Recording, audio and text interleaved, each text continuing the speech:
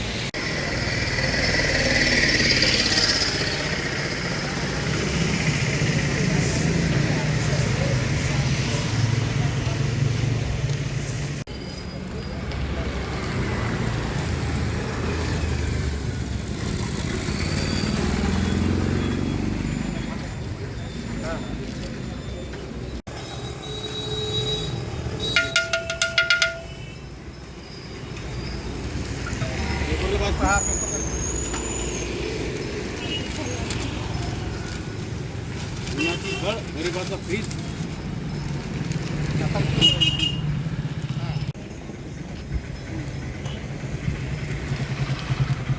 पक्षाने आदेश दिलाच तर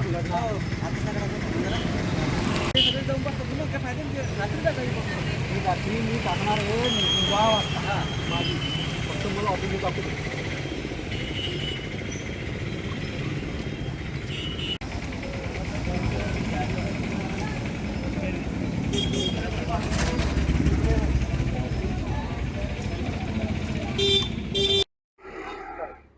मी गणेश प्रल्हाद सोनूने बुलढाणा येथील व्यापारी आहे. मातीचे भांडे विकणे हा आमचा व्यवसाय आणि हा आमचा व्यवसाय वडिलोपार्जित आहे. या ठिकाणी लवकरच उन्हाळा सुरू झाल्यामुळे आम्ही माल घेऊन या ठिकाणी तयार आहोत. परंतु मागील वर्षाच्या तुलनेत यावर्षी 20% रक्कम खरेदीची वाढलेली असल्यामुळे गिराईक हे जुन्याच भावामध्ये माल मागतायत आणि त्यामुळे विक्रीवर थोडा परिणाम झालेला आहे. परंतु तरीसुद्धा अत्यावश्यक गरज असल्यामुळे लोक मातीचे माठ नेतात आहेत आणि हा गरिबाचा फ्रीज म्हणून ओळखला जातो. तसेच या ठिकाणी भाव वाढल्यामुळे याचा परिणाम गिरायकावर झालेला आहे आणि गिरायके 10% गिरायके हे विचार करून नंतर माठ नेतो असे म्हणतायत. तर या ठिकाणी आता हे माठ घेऊन आम्ही या बसलेलो आहे. परंतु या ठिकाणी त्याचबरोबर आमचं अतिक्रमणाचा सुद्धा प्रश्न उपस्थित झालेला आहे. त्यामुळे आता आम्ही आमचं पोट कसं भरायचं हा प्रश्न उपस्थित झालेला आहे. तरी आम्ही आमदार संजीव गायकवाड यांना पर्यायी जागा मागितलेली आहे. त्यांनी आमच्या विचार करतील अशी आम्हाला अपेक्षा आहे. सध्या माठ कसे पद्धतीने उपलब्ध झाले आहे? छोटे माठ आणि मोठे माठ. तर छोटा माठ 200 रुपयापासून या ठिकाणी 400 ते 500 रुपयापर्यंत माठ मिळतात. तसेच आजूबाजूच्या ठिकाणचे माठ पर राज्यातून सुद्धा माठ या ठिकाणी येत आहेत आणि लाल माठ सुद्धा या ठिकाणी उपलब्ध झालेले आहेत.